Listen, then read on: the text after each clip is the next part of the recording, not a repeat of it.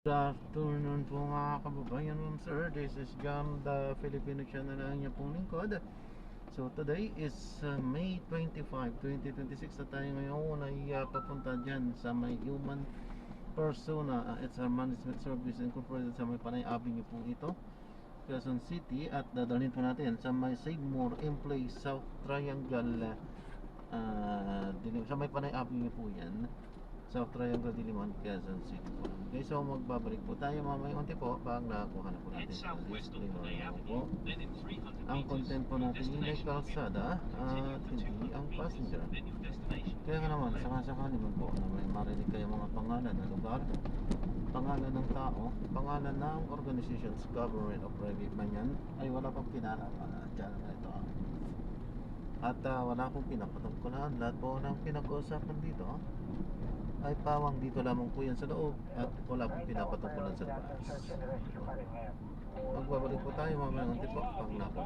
In 80 meters, your destination will be on the left. Your destination is on the left. Massage parlor na katabi ng Gumuhong Gusali.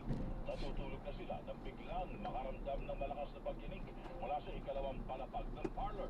Dali-dali ata silang lumabas sa parlor pero nabagsakan pa rin ng mga bato mula sa Gumuhong Gusali. Pasado alas 4 na anya ng madaling araw nang sila'y ma-rescue at madala sa pagamutan kaya ikinuturing na pinalan sila dahil nakaligtas pa. Gayunman nangangamba pa rin si Triel at ilang negosyante matapos mapinsala ang kanilang negosyo. Wala pa po 30 seconds. Talaga pong Good afternoon po. parang lumindo 13 p.m. This route is toll free. tapos pagka ano po ng building, narinig na po namin bumagsak po, wala pa po 30 seconds.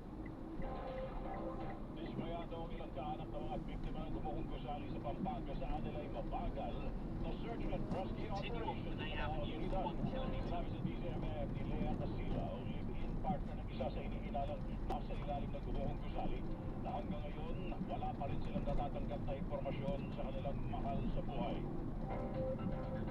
Buhay man o patayan, aantayin ko yan update lang po sila sa amin. Wala po silang nagabi sa akin kung anong pangalan, kahit gusto wala silang may pakita sa amin. Paano po namin malalakaman yan kung kapag pamilya na namin yan o hindi?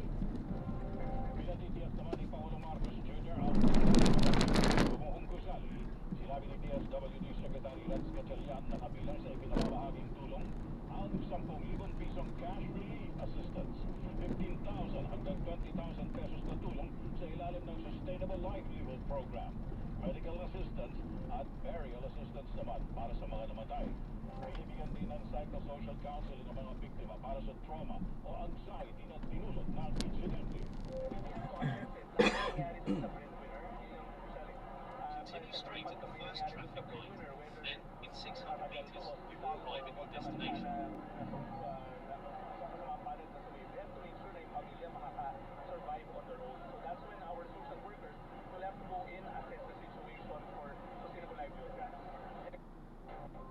Samantala na at tuklasang ipinatigil na ng DOLE noong pang-Setyembre na nakaraang taon ang operasyon ng Gumuhong Gusali sa Angeles City, Pampanga. Sinabi sa DCMM ni DOLE Central Luzon Director Geraldine Palilio na nadiskubring walang safety gear at personal protective equipment ang mga manggagamot. Salamat, Pamela Vasquez.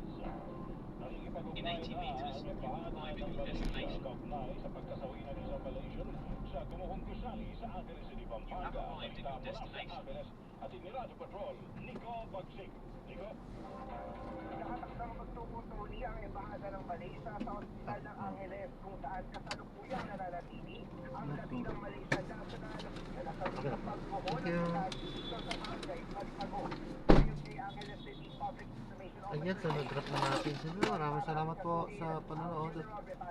Hanggang sa muli po, ingat at God bless. Paalam po muna pansamantala. At tayo ay gagawa na ng ibang video sa ating susunod na misyon. Paalam po muna. Pansamantala, this is Jam, the Filipino channel. Ang inyo pong lingkod. Paalam po. Yanapayag ni J. Pelayo ang PIO ng Angeles City. Una nang inanunsyo ng mga otoridad ang pagkasawi ng Malaysia National na hindi sinalang nadamay sa Gumuhong Gusali ng Passenger is sharing the kanya location. tinutuloy ang hotel ng katabi kagawad ng kawad at poste ng kuryenteng nasira at bumagsak dito sa lugar matapos maapektuhan ng pagguho ng naturang gusali. Yan ang balitang kumpirmado. Sigurado. Dito Ito ang Radyo Patrol. Iko Vaccine DZMM. Maraming salamat, Nico. Tiniyak ni Paolo Marcos Jr. ang tulong sa libo-libong nasunugan noong Sabado sa Parola Compound sa Binondo, Maynila.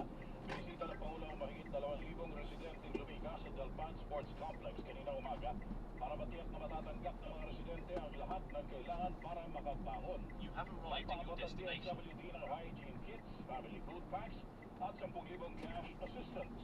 Kalunos-lunos ang sitwasyon ng mga lumigas sa Dalpan evacuation. Dugtong na lang po natin ito.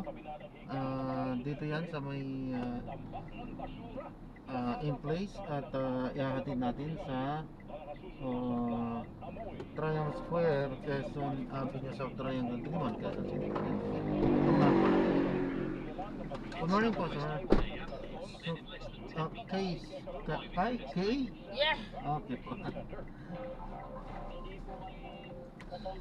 Arriving in 4 minutes at 4:17 p.m. This route is toll-free. Wala ka ako po. Kaya po basura eh. Wala pong nag-aano dito eh. Nag-aano.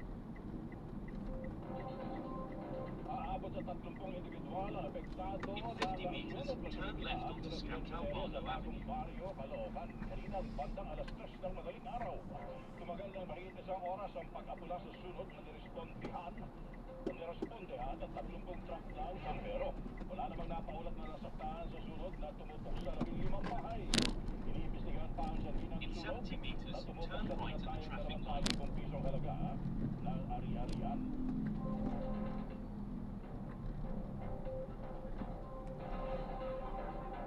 Sa iba pa nating balita, nanawagan sa udikatura ang asawa ni Senador Tato de la Rosa na si Grace Nancy de la Rosa na huwag payagang dalhin sa International Criminal Court sa The Hague ang kanyang mister. Sinabi ni Mrs. de la Rosa na dapat litisin ang mga Pilipino sa sariling bansa at hindi sa isang international court. Giit niya, wala nang oras para maghintay sa mga teknikal na argumento at In 100 meters, dahil ang you will bawat arrive at your teknikal destination. na hukuman ay nagbibigay daan para maipit ang senador. Para sa misis ng senador, pag-amin na mahina at hindi In kaya 100 hawakan meters, ng you will arrive at your Justice sa destination. Pilipinas ang kaso kung papayagang maisuko ang isang Pilipino sa ibang bansa. Apela niya sa Judikatura, ipaglaban ang soberanya at karapatan ng mga Pilipino dahil maitatatak sa kasaysayan ang magiging desisyon ng mga Ito na po yun, no? maestra. Yeah. Okay po. Ingat po, God bless po. Bureau of Investigation ang lisensyang ng mahigit 100 baril ni Senator Tato de la Rosa. Balita mula sa Pasay at itinawag Yan, so nag-drop na natin siya na. Maraming salamat po sa panonood hanggang sa muli. Ingat po at God bless. Paalam po muna po samantala tayo ay gagawa na ng ibang video sa ating susunod na misyon. Paalam po muna po samantala. This is Jam, the Filipino channel. Ang inyo pong lingkod. Paalam po. In 50 meters, turn right onto Sergeant Esguerra Avenue. Sa bilang sa mahigit 100 baril, ang mga matataas na kalibre ng baril, automatic rifle at iba pang armas, patuloy ang paghahanap ng NBI sa kinaroroonan ng